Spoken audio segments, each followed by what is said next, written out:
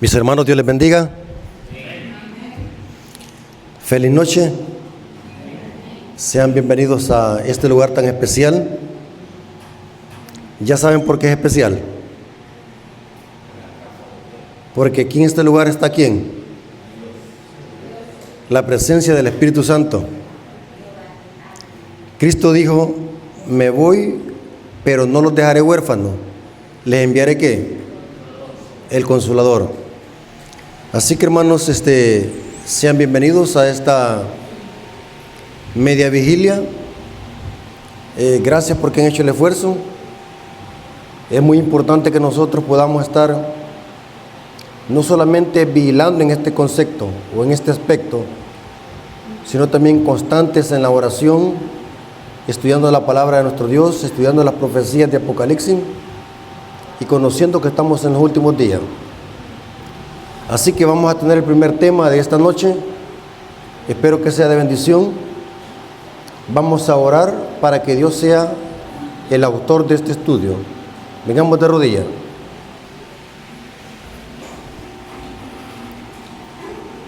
Bendito Señor que estás en el cielo, santificado sea tu nombre. Gracias porque nos permites predicar tu palabra. Bendice nuestro corazón, nuestra mente, que podamos estar atentos al mensaje, podamos comprenderlo y podamos reconocer de que estamos viendo en los últimos días, y es importante que nosotros como iglesia hagamos nuestra obra, y es de pregonar este mensaje, este precioso mensaje que prepara el mundo para tu pronta venida. Bendice a tu pueblo, la iglesia adventista del séptimo día, la iglesia remanente que tú has elegido para que proclame estas verdades a toda la ancha faz de la tierra. Bendícelo, Señor. Te lo suplicamos en el nombre de Jesús. Amén. Mis hermanos, Dios me los bendiga. Como todos saben, hermanos, tengo un canal en YouTube que se llama Apología Adventista. Predicamos temas sólidos y profundos de profecía bíblica y doctrina. También damos el repaso de la lección de escuela sabática. Nuestro ministerio es un ministerio de apoyo a la iglesia adventista. Como dijo el hermano, nos congregamos en la iglesia adventista el séptimo día de la Esperanza, Tecoluca, San Vicente. Así que vengo desde muy lejos, hermanos, lejísimo, pero vale la pena. Para mí es un privilegio estar aquí en la iglesia Maranata. Es una iglesia que al rato vamos a pasar la membresía para acá. Ok, hermanos, los que me conocen saben de que doy clases de profecía. Vamos a tener una clase porque me interesa que usted conozca lo que dice la Biblia, no lo que digo yo. Lo que digo yo no vale nada. Lo que importa es lo que dice que las Escrituras. Así que espero que haya traído su Biblia y la podamos estudiar. ¿Estamos de acuerdo? Al venir aquí a la iglesia es importante traer la Biblia. Se le pueden olvidar los zapatos, la camisa, la blusa, etcétera, pero no la palabra de Dios. La Biblia es el arma del cristiano. ¿Estamos de acuerdo? ¿Qué vamos a hacer en esta noche? Vamos a estudiar una parábola y la vamos a conectar con Apocalipsis 14:12. ¿Cuál es esta parábola? La parábola de la viuda y el juez injusto. Noten, las parábolas son comparaciones. Vamos a estudiar esta parábola y la vamos a conectar con el tiempo del fin. En este estudio vamos a ver qué significa tener la paciencia de los santos. Lucas capítulo 18, versículo 1 al 8. Quiero que lean conmigo la Biblia, hermanos. porque este es un estudio de pura Biblia. Hemos venido desde Tecoluca a comer pura Biblia. Como dice un dicho ahí, que el que come Biblia no come cuentos. ¿Estamos de acuerdo? Lucas 18, versículo 1 al 8. También le refirió Jesús una parábola sobre la necesidad de orar siempre. Noten, hay que orar ¿qué? Siempre, y no desmayar. Diciendo, había en una ciudad un juez que ni temía a Dios ni respetaba a hombre. Había también en aquella ciudad una viuda, el cual venía a él diciendo, hazme justicia de mi adversario. Noten, y él no quiso por algún tiempo, pero después de esto dijo dentro de sí, aunque ni temo a Dios, ni tengo respeto a hombre, sin embargo, porque esta viuda me es molesta. Noten, la viuda iba todos los días donde el juez. Porque esta viuda me es molesta, le haré ¿qué? Justicia. Y noten cómo dice Jesús. Y dijo Jesús, o sea, aquí está hablando Jesús. Oíd lo que dijo el juez injusto. Aquí Jesús conecta esta parábola con el tiempo del fin. Y noten cómo dice. ¿Acaso Dios no hará justicia a sus escogidos que claman a Él día y noche? ¿Se tardará en responderles? Os digo que pronto les hará justicia. Pero cuando venga el Hijo del Hombre, ¿hallará fe en la tierra? Noten de que Jesús está conectando esta parábola con el fin. Cuando venga el Hijo del Hombre, ¿hallará fe en la tierra?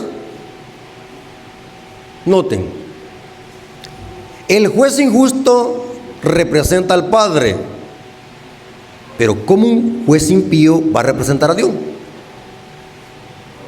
Sencillo. Esta es una parábola dando a entender, si vosotros siendo malos le dan buenas cosas a sus hijos, cuánto más vuestro Padre Celestial que está en los cielos. En ese contexto, el juez injusto representa al Padre. La viuda, ¿a quién representa? A la iglesia, al remanente del tiempo del fin. Y el adversario, el diablo. ¿Qué es lo que hizo con la viuda? Le quitó todo. Dice que el juez le hizo justicia a la viuda. ¿Por qué razón? Porque la viuda tenía la perseverancia de los santos.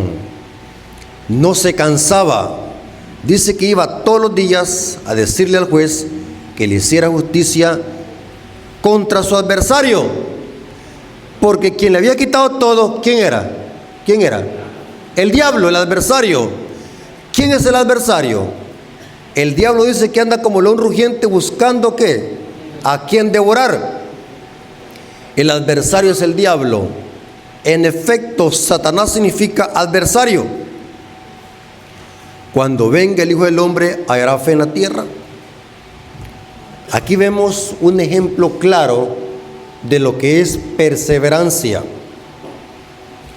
Ahora, vamos a notar de que Jesús, al hablar de esta parábola, estaba hablando del tiempo del fin. Claro que esta parábola la podemos aplicar a nuestro diario vivir, pero esta parábola tiene una dimensión profética, porque noten cómo termina.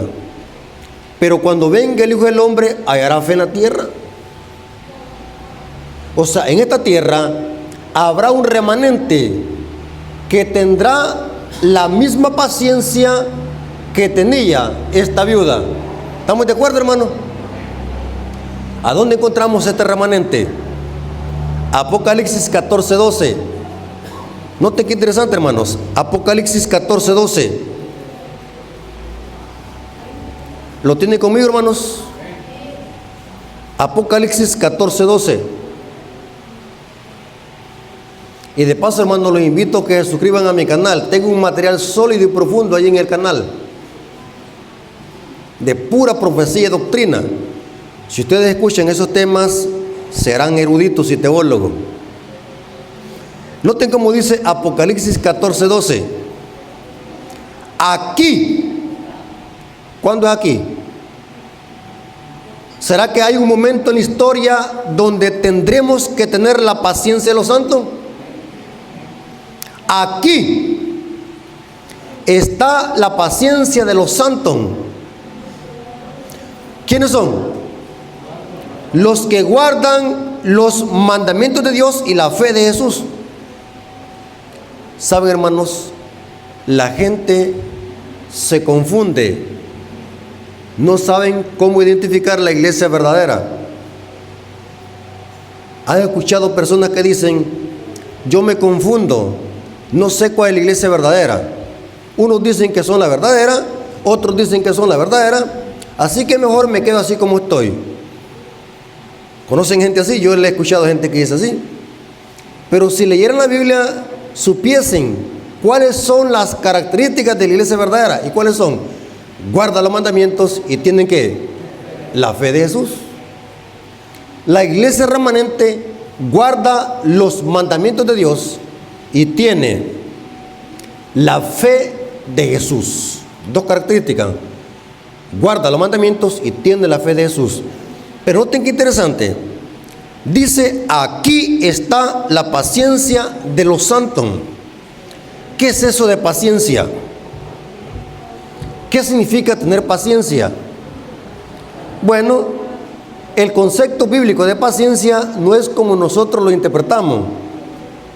Les voy a contar una pasada. Una vez me agarró la tarde para ir al trabajo. Así que agarré el bus demasiado tarde. Y como iba yo angustiado por llegar temprano al trabajo porque iba tarde, en lugar de ir sentado en el bus, me paré para llegar más temprano.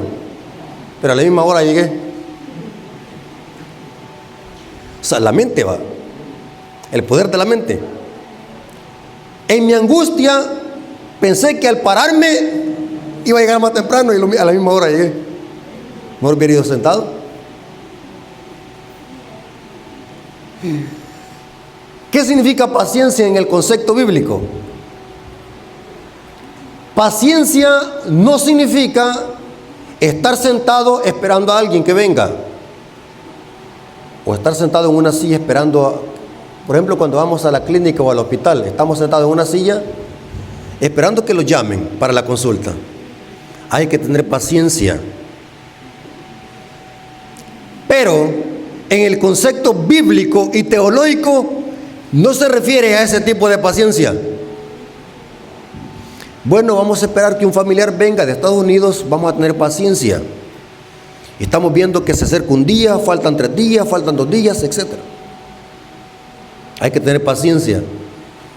Pero en la Biblia, la paciencia es otra cosa. Estoy investigando el idioma griego.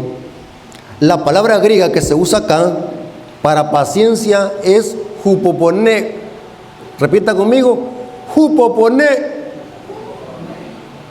En griego, ¿saben qué significa hupoponé? Significa aguante, resistencia. Les voy a hablar en lenguaje salvadoreño para que me entiendan. ¿Somos salvadoreños acá? Bueno, en mi pueblo tenemos un dicho: si te duele, mordete la lengua. ¿Sabe qué significa eso? Si alguien te está provocando, aunque te duela, mordete la lengua. O sea, el concepto bíblico de paciencia no es estar esperando a alguien quieto sin hacer nada. El concepto bíblico de paciencia es un aguante, una resistencia bajo ataque.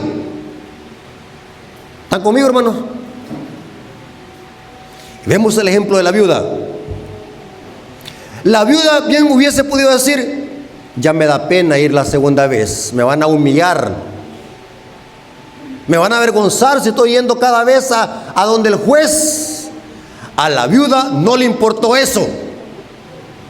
Dice que todos los días iba con esa fe de que algún día ese juez le iba a hacer justicia. Y se le cumplió. Paciencia en el idioma griego significa aguante. Y quiero decirles, hermanos que están aquí, una cosa es ser cristiano en tiempo de paz, donde hay comida, donde todos en la familia están sanos, donde todos tienen un plato de comida, donde todos tienen una cama donde dormir. Eso, cualquiera puede ser cristiano y darle gracias a Dios porque tenemos un plato de comida y que todos en la familia estén sanos. Pero otra cosa es darle gracias a Dios cuando te diga el doctor: tenés cáncer en la matriz. O cuando te digan: te van a sacar del trabajo. Vea que es otra cosa. Serle fiel a Dios en tiempo de crisis y bajo ataque es otra cosa. Dígame usted, ¿qué va a pasar si el día de mañana el médico le diagnostica una enfermedad crónica? ¿Qué va a pasar con usted? ¿Será que va a seguir siendo cristiano? ¿Será que su fe va a ser más fuerte que nunca? ¿O va a flaquear? Aquí está la paciencia de los santos. Ese factor aquí es un factor tiempo. ¿Cuándo es aquí? Cuando nosotros conectamos Apocalipsis 14:12 con el contexto que son Apocalipsis 14, 9 al 11, ¿saben de qué habla? Habla del mensaje del tercer ángel. ¿Saben de qué habla el mensaje del tercer ángel? Apocalipsis 14, versículos 9 al 11. Si alguno adora a la bestia y su imagen y recibe su marca en la frente o en la mano derecha, él beberá el vino de la ira de Dios. Yo les hago una pregunta. ¿Ya llegamos a ese tiempo donde se imponga la marca de la bestia, donde se levanta la imagen de la bestia? Vimos en la mañana que estamos cerca de eso, pero aún no llega ese tiempo. Pregunto, ¿ya se impuso la marca de la bestia? No. ¿Cuándo es que se va a imponer la marca de la bestia? Cuando se haga obligatoria la observancia de ¿qué? Del domingo. Va a haber un momento donde el pueblo de Dios, cuando venga esa crisis, ¿qué es lo que va a necesitar para salir victorioso? El Jupoponec. Y saben algo interesante, hermanos, esto se pone más interesante. Saben de que en el libro de Apocalipsis solamente hay otro lugar donde se usa el Jupoponec, la paciencia, y es en Apocalipsis 13, 9 al 10. Apocalipsis 13, 9 al 10. Noten cómo dice: si alguno tiene oído para oír, oiga. Hermano, ¿para qué tiene los oídos usted? Espero que no sea para andar oyendo chismes. ¿Sí?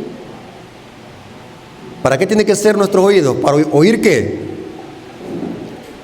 La palabra de nuestro Dios. Sí, dicen de que el chisme muere cuando el chisme llega a una persona que es inteligente. ¿Será verdad eso, hermano? ¿Qué dicen ustedes? Cuando el chisme llega a una persona que es inteligente, allí se muere el chisme. O sea, ¿quiénes son los que propagan el chisme? La gente que es boba. Si alguno tiene oído para oír, oiga. Y note cómo dice el versículo 10. Si alguno lleva en cautividad, va en cautividad. ¿Sabe qué poder apóstata llevaba cautivo al pueblo de Dios durante la Edad Media? El papado, la Iglesia Católica, en la mal llamada Santa Inquisición, porque de santa no tenía nada. Si alguno lleva en cautividad, Eso es lo que hacía el papado con los cristianos durante la Edad Media, contra los valdenses, contra los hugonotes, contra los albigenses. Si alguno lleva en cautividad, va en cautividad. Si alguno mata a espada debe ser muerto. Aquí está la paciencia, el hupoponec de los santos. Mire qué interesante, ¿dónde se mete este versículo? Aquí está la paciencia y la fe de los santos. Se mete en el mismo periodo de hegemonía papal durante la Media. Pregunto, ¿cómo hicieron los cristianos para soportar la persecución durante la Media? ¿Por qué la soportaron? Porque tenían ¿qué? La paciencia y la fe de los santos. ¿Saben, hermanos, que por ética no menciono los métodos de tortura que usaba el papado con los cristianos durante la Edad Media? El empalamiento. Busquen en internet qué es el empalamiento. El despertador. A las mujeres les cortaban los pechos y las arrastraban en la calle para la Inquisición romana. Les hacían heridas y les echaban hormigas. Terrible, hermano. Los quemaban en la hoguera para que se retractaran. Les metían bastante agua en la boca para que la panza se inflara y se la volvían a sacar el agua.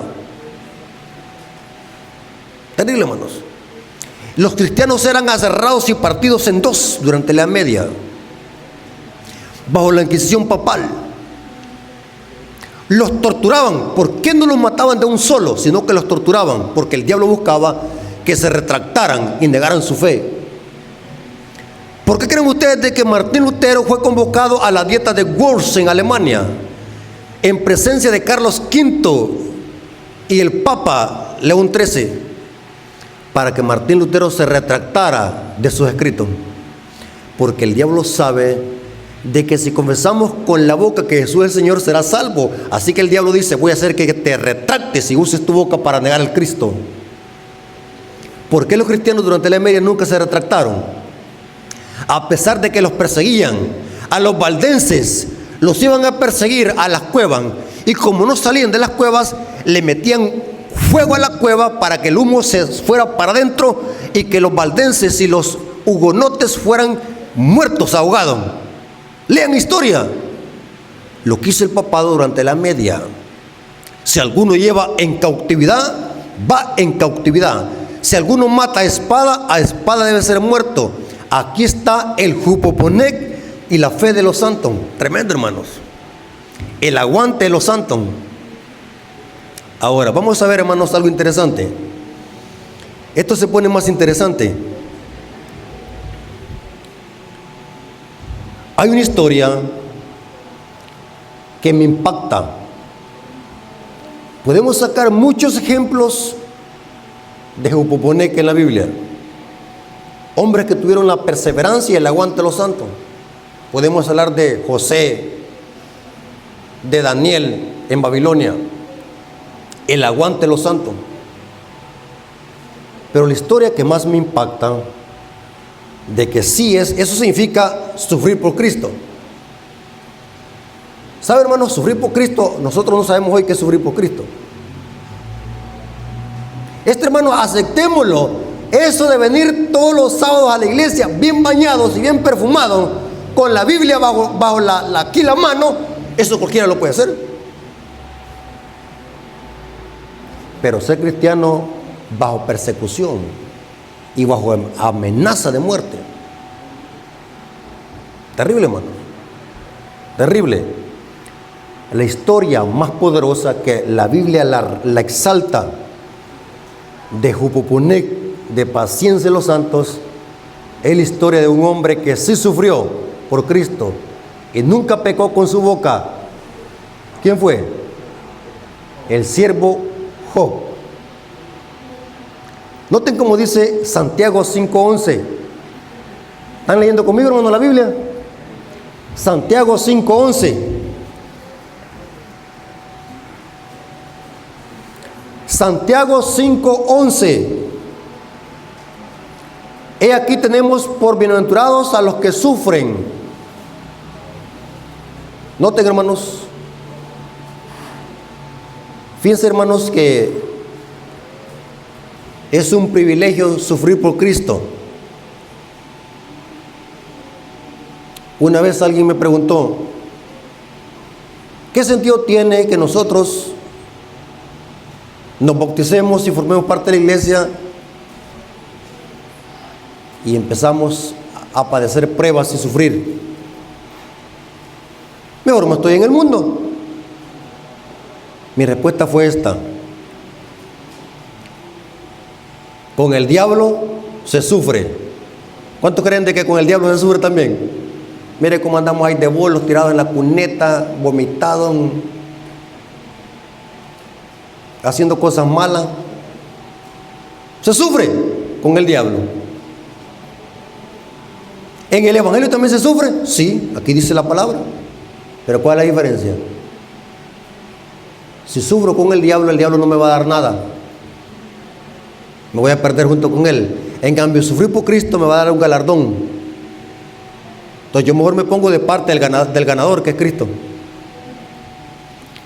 He aquí, tenemos por bienaventurados a los que sufren. ¿Habéis oído la qué? ¿Qué tenía Job? Busquen en un diccionario y es la misma palabra hupoponec, la misma que se encuentra en Apocalipsis 14:12. O sea, Job tenía el hupoponec de los santos. ¿Qué hupoponec qué significa? Aguante, resistencia, perseverancia, aunque te duela. ¿Saben? Les voy a poner un ejemplo para que podamos entender qué significa perseverancia en la etimología griega. Por la iglesia, yo me retiré de las artes marciales.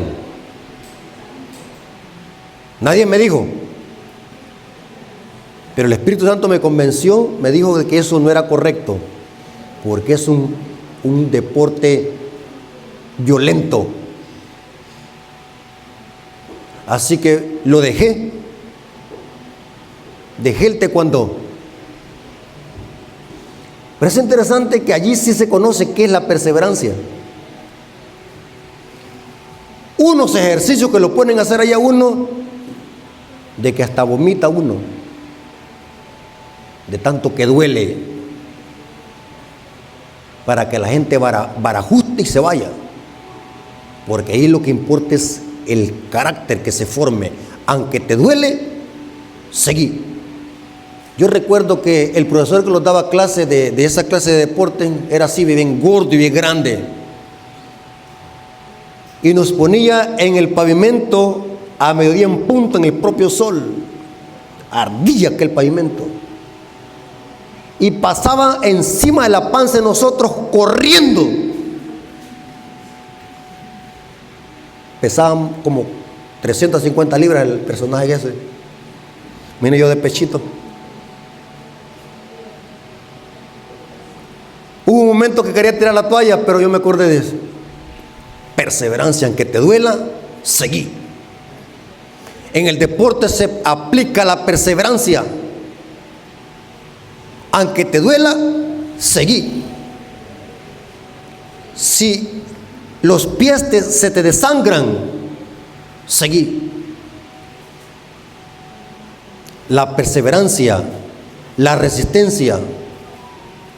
Aquí dice que Job, habéis oído el hupoponec de Job y habéis visto el fin del Señor, que el Señor es muy misericordioso y compasivo.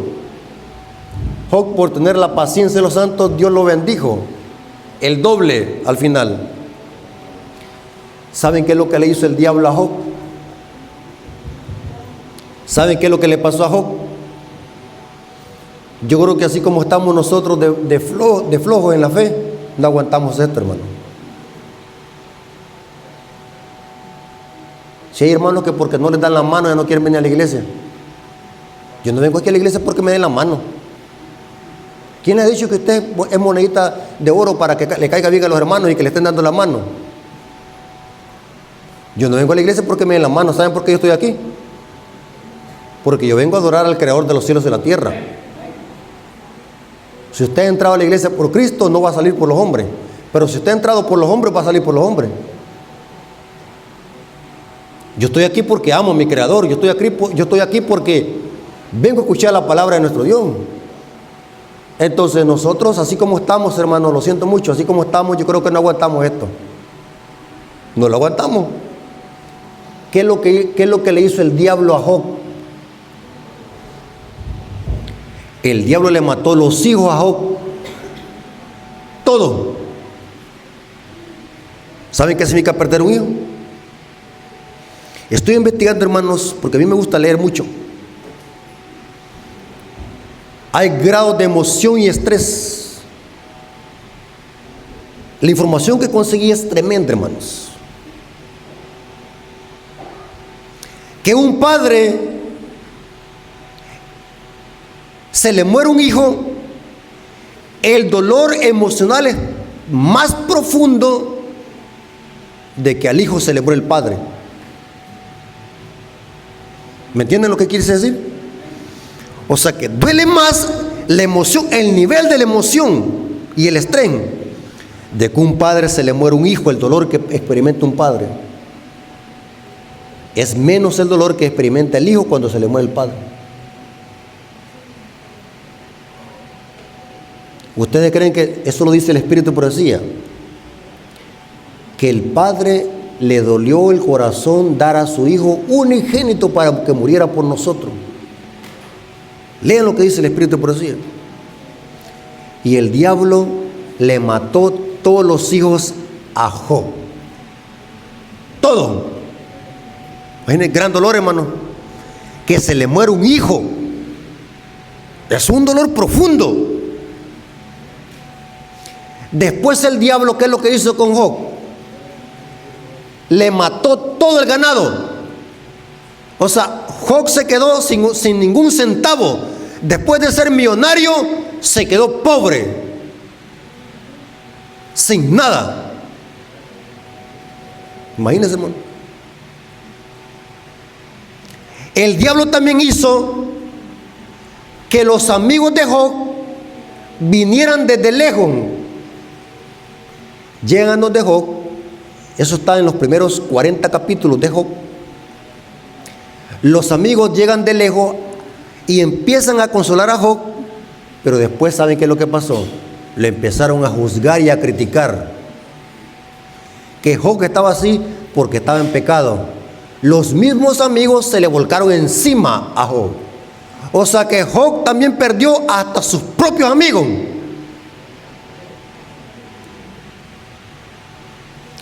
¿Saben qué es lo que hizo el diablo también con Job? Hizo que su propia esposa se le volcara encima. Como yo me gusta andar investigando. Yo me preguntaba, ¿será que Job se buscó como esposa a una mujer impía? Buena pregunta.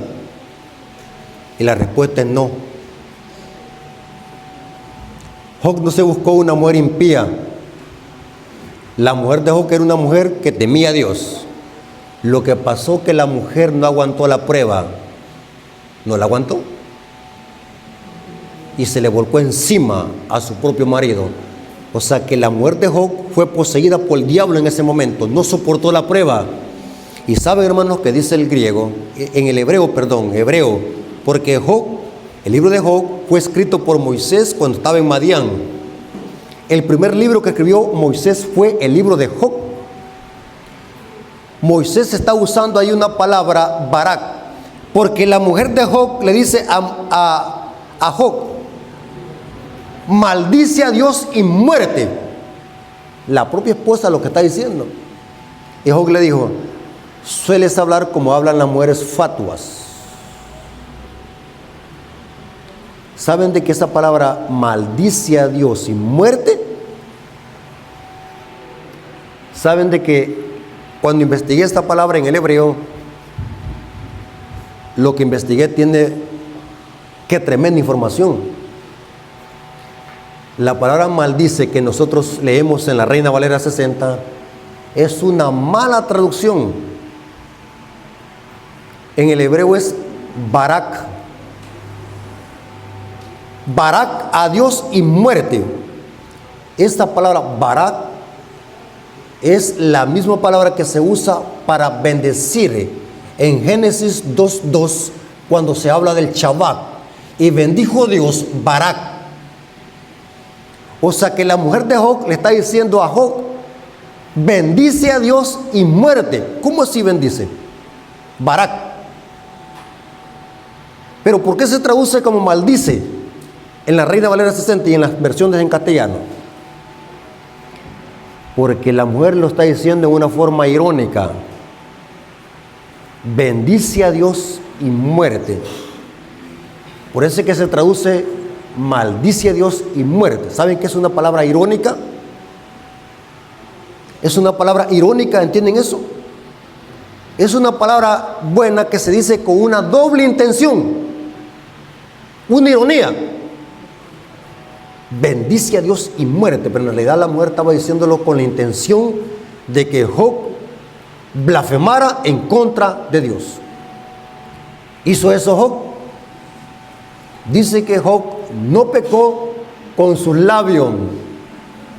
Terrible, hermanos. ¿Y saben qué es lo que hizo el diablo hasta el final? Le puso a Job una lepra, una sarna maligna. Se cree que es lepra. ¿Saben qué es la lepra, hermanos? La lepra es carne podrida que se le cae a la gente. Y eso es viral. Por eso es que los leprosos eran sacados lejos de las ciudades. Y si pasaban por una ciudad, iban gritando fuerte: leproso, leproso, para que la gente no saliera. Porque la lepra era algo que se contaminaba. Con solamente tocarse, la lepra se pasaba. Y a Job le llegó una lepra tan grande de que se rascaba con tiesto. Saben de que las personas con lepra echan un mal olor putrefacto. Es carne podrida con pus. Y dice que Job, imagínense qué sufrimiento, se rascaba.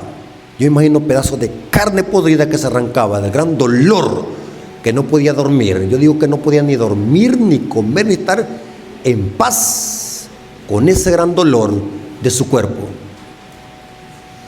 Pero Job nunca pecó.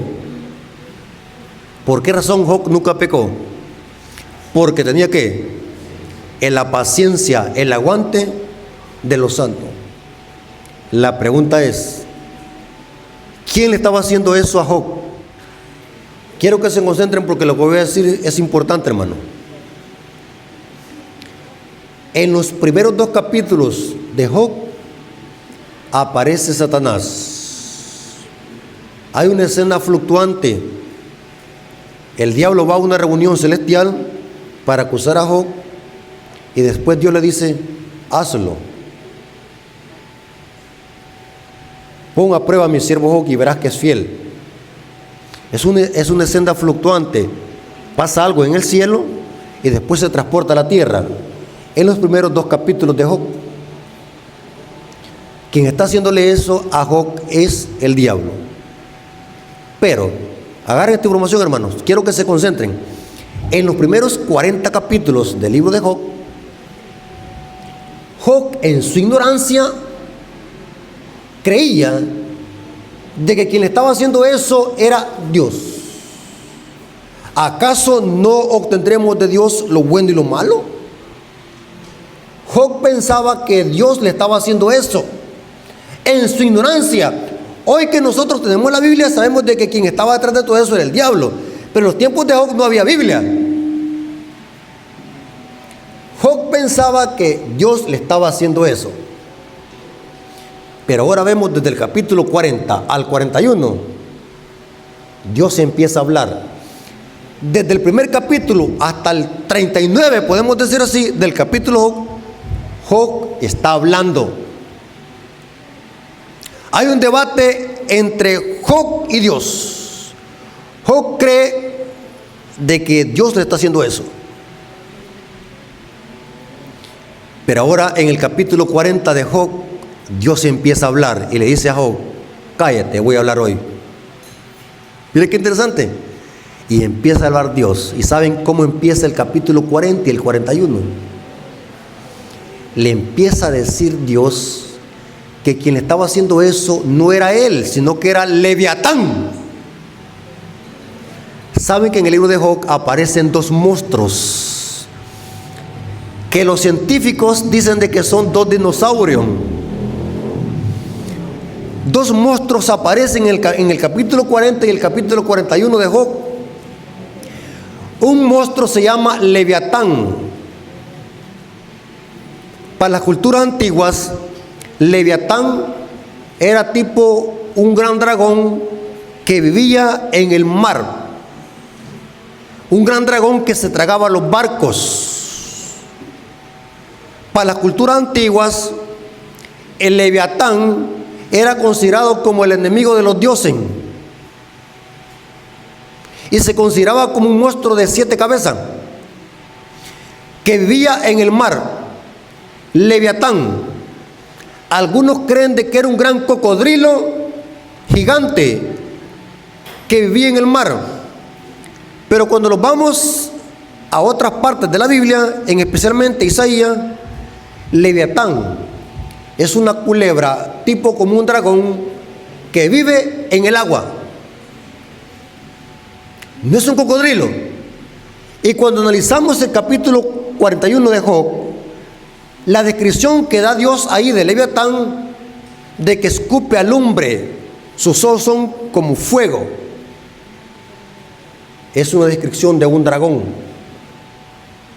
En el capítulo 41 Dios está describiendo quién es Leviatán, es un dragón, para entender de que quien estaba haciendo eso a Job era Satanás, pero que ahora aparece como Leviatán. Porque alguien dice: ¿qué pasó con Satanás? En los primeros capítulos aparece Satanás y después ya no, siempre aparece. Lo que pasa es que aparece como Leviatán. Era Leviatán quien le estaba haciendo eso a Job.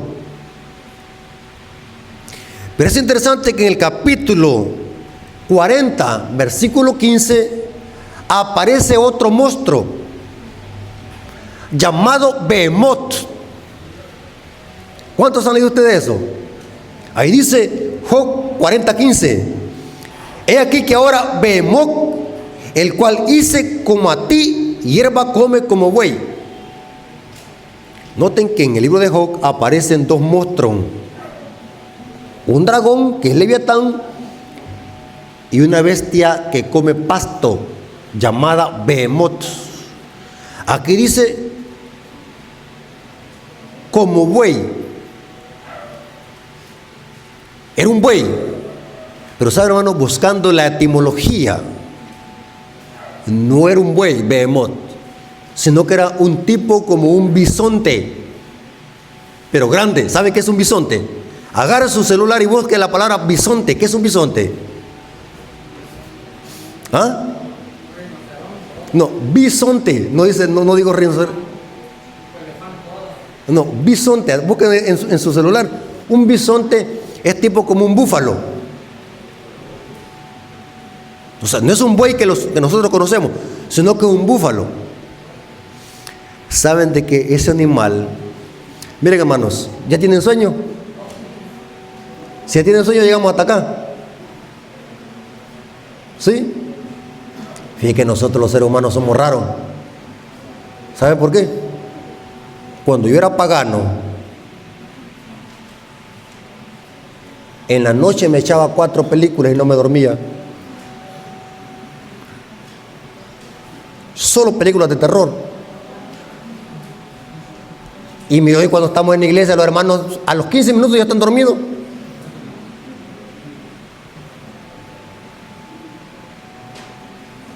Mire, es hora del diablo. Les voy a explicar por qué. Los que hemos sido bolos,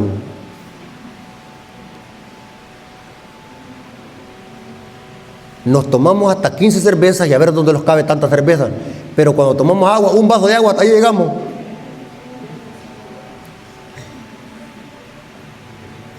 Qué terrible, varón. Es el mismo diablo que le ayuda a uno. ¿Han notado ustedes eso? Mire, cuando están viendo una película, ni se duermen. Pero cuando están oyendo una predicación a los 15 minutos, bueno, hay que admitir que hay predicadores que son aburridos, hermano.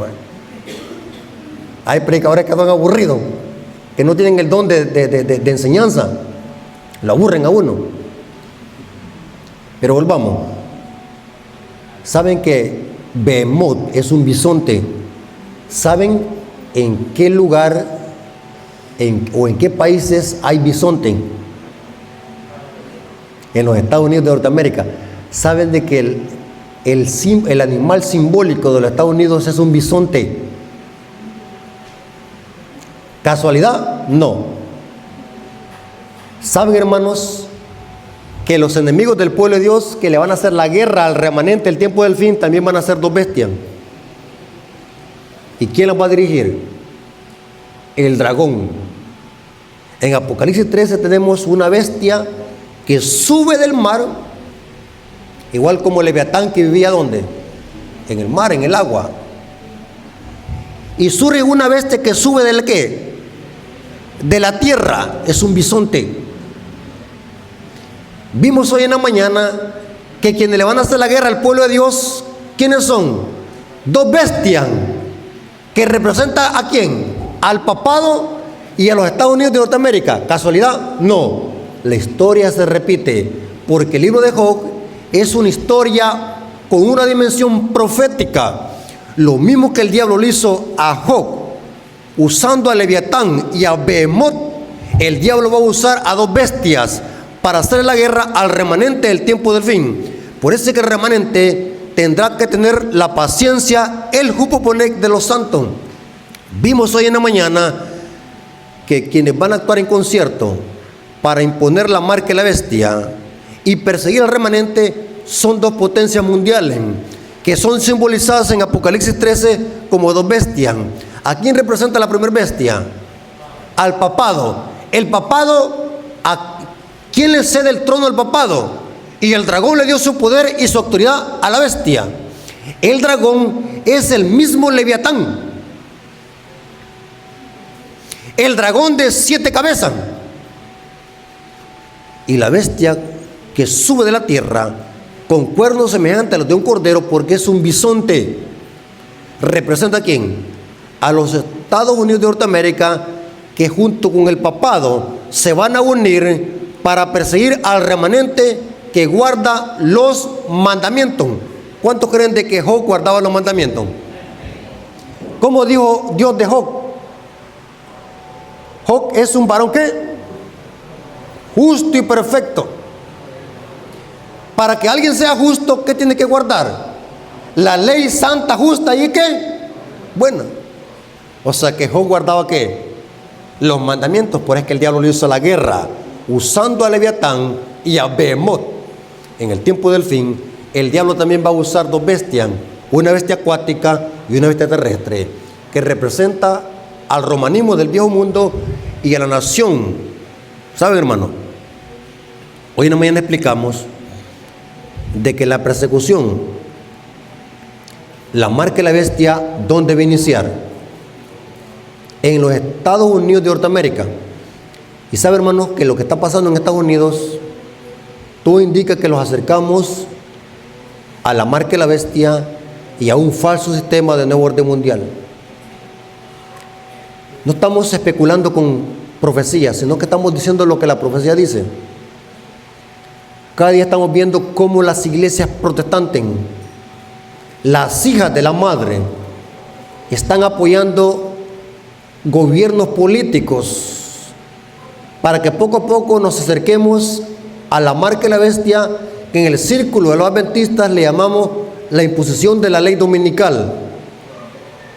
Lo que pasa es que nosotros, como no estudiamos, creemos de que la marca de la bestia va a venir con nombre de ley dominical. No se equivoquen. La marca de la bestia va a venir disfrazada con el cambio climático y con la Agenda 2030. ¿Saben qué es eso, hermanos? ¿Cuántos han oído ustedes hablar acerca de la Agenda 2030? Donde se va a privatizar todo. Según ellos dicen de que porque están preocupados por el cambio climático, pero es una cortina de humo. Lo que quieren es privatizar todo y descansar un día a la semana. ¿Cuál es? Para que la tierra descanse. O sea que la marca de la bestia, la ley dominical, va a venir con buenas intenciones y disfrazada. Y nosotros los adventistas tenemos que estar pendientes de las profecías, hermano. Yo no sé por qué en muchos púlpitos adventistas estos temas no les gustan. ¿Qué está pasando en su iglesia, anciano? ¿Por qué en su iglesia no predican estos temas? Si estos temas son temas de que la iglesia adventista debe de predicar, son temas de la iglesia adventista. No es alarmar a la gente, sino que es advertirle. No confunda alarmar con advertir. Hay que estar preparados con los ojos bien abiertos, porque lo que está pasando en el mundo indica a una persecución y a una imposición de leyes y dogmas por la fuerza que honren al papado. Hermanos, Dios les bendiga. Espero que este estudio, esta clase, les haya servido para que podamos crecer en conocimiento para la honra y gloria de nuestro Dios. ¿Han aprendido? ¿Anotaron esta información? ¿Quién le hizo la guerra a Job? Leviatán y Behemoth. ¿Quién le va a hacer la guerra al remanente en el tiempo del fin? También dos bestias, una acuática y una terrestre. Dios les bendiga, hermanos, y que la honra y la gloria sea para nuestro Dios. Amén.